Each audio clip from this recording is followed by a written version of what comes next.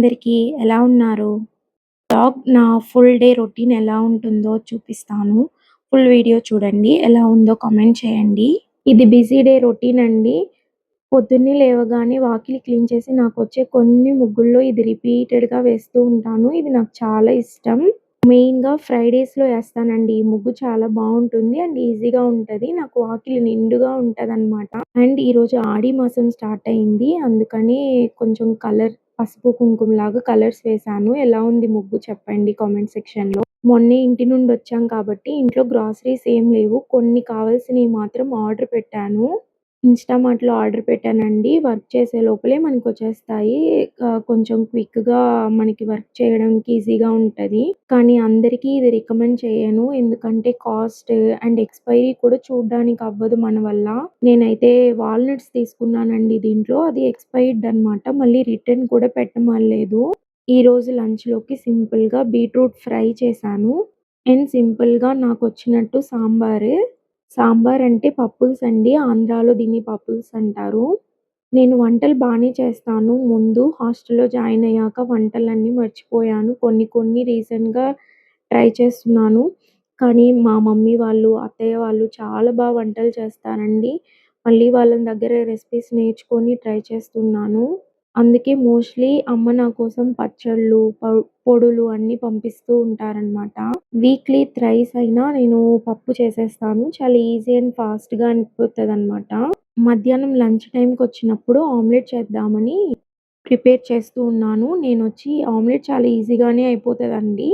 ఈ రెసిపీ ఎలా అంటే ఒక బౌల్‌లో కొంచెం వాటర్ ఏసుకుంటే దాంట్లో పసుపు, కారం, కొంచెం మిరియాల పొడి కూడా ఏసుకునే వాళ్ళుంటారు. అండ్ సాల్ట్ కొంచెం ఏసి బాగా మిక్స్ చేసుకొని మనకెన్ని ఎగ్స్ కావాలో దాంట్లో వేసేసి బాగా బీట్ చేయాలి. అప్పుడే ఫ్లఫీగా వస్తదనమాట. ఇది చాలా టేస్టీగా ఉంటుంది. ఒకసారి ట్రై చేసి ఎలా ఉందో చెప్పండి. ఈ క్యాస్ట్ ఐరన్ పెనాలు కొన్నానే కానీ దీనిలో చాలా కష్టంగా ఉందండి. ముందు ఐరన్ తవా ఉండేది. కానీ దానిలో చాలా ఈజీ. కానీ ఈ క్యాస్ట్ ఐరన్ చాలా కష్టంగా ఉంది.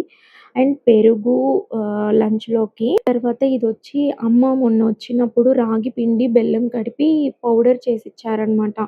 యాక్చువల్లీ అది రొట్టెలాగా చేద్దామంటే కొంచెం వాటరే గానీ బెల్లం ఉండడం వల్ల కాబట్టి కొంచెం వాటరీగా అయిపోయింది. దాన్ని పెట్టి దోసలాగా చేద్దాము ఎలా వస్తదో చూద్దామని ఐరన్ పెనం మీద కొంచెంగా ఘీ పోసి దోసల్లాగా వేశాననమాట. టేస్ట్ అయితే చాలా బావుంటుంది.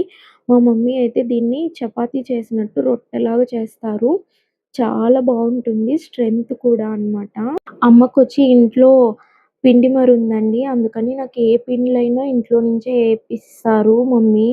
బియ్యం పిండి, శనగపిండి, రాగి పిండి ఇలా అన్ని పొడులు పట్టిచ్చిస్తారు నాకు.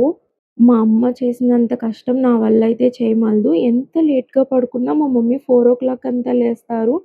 నేనైతే లేట్‌గా పడుకున్నా, త్వరగా పడుకున్నా, పొద్దున్నే 7:30, 7కే లేస్తున్నా.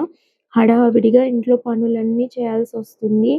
నా టైమింగ్ మాత్రం మార్చుకోవాలి అనుకుంటున్నా. అది ఎప్పుడవుతుందో తెలీదు. అండ్ చాలామంది లియో ఎలా ఉంది? లియో ఎక్కడుందని అడుగుతున్నారు. లియో వచ్చి అమ్మ వాళ్ళ ఇంట్లో ఉంది. తమ్ముడు దాన్ని చాలా చూసుకుంటారు. రాను వీడియోస్‌లో లియో వీడియోస్ కూడా నేను ఇన్వాల్వ్ చేస్తాను.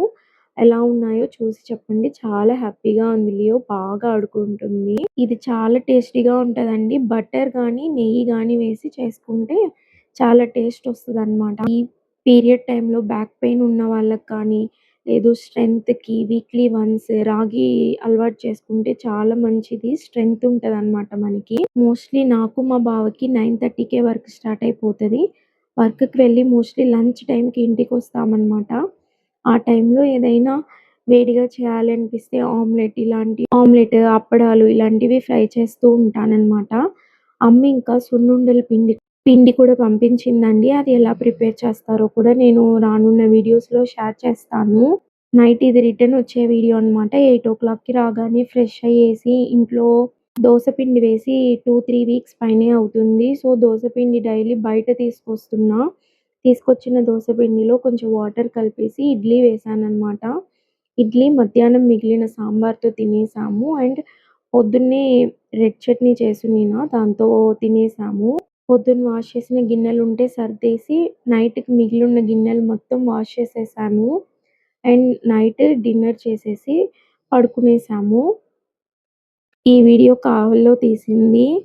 అమ్మ వాళ్ళందరూ రీసెంట్‌గా వెస్టీజ్ అనే కంపెనీలో జాయిన్ అయ్యారంట. దాంట్లో మన గ్రోసరీస్ మంత్లీ ఎన్ని యూజ్ అవుతాయి అన్నీ కొనుక్కోవచ్చు.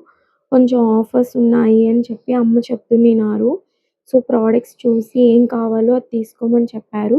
ఇక్కడ కనిపిస్తున్న బీపీఎస్ నా ఫేవరెట్ అండి. ఐస్ క్రీమ్, స్వీట్స్ అన్నీ చాలా బావుంటాయి. వెస్టీజ్ కంపెనీ దగ్గరికి వెళ్ళాము. ఇదొక బ్రాంచ్ అంట. ఇక్కడ కొన్ని ప్రొడక్ట్స్ మేము పర్చేస్ చేస్తున్నాము. ఆయిల్ ఉంది, షాంపూ ఉంది, సోప్స్ ఉంది, వాట్ నాట్ అన్నీ ఉన్నాయన్నమాట. చూసారా లియో పడుకోనుంది. లియో పక్కన ఖచ్చితంగా ఎవరైనా ఉండాలి. Thank you for watching.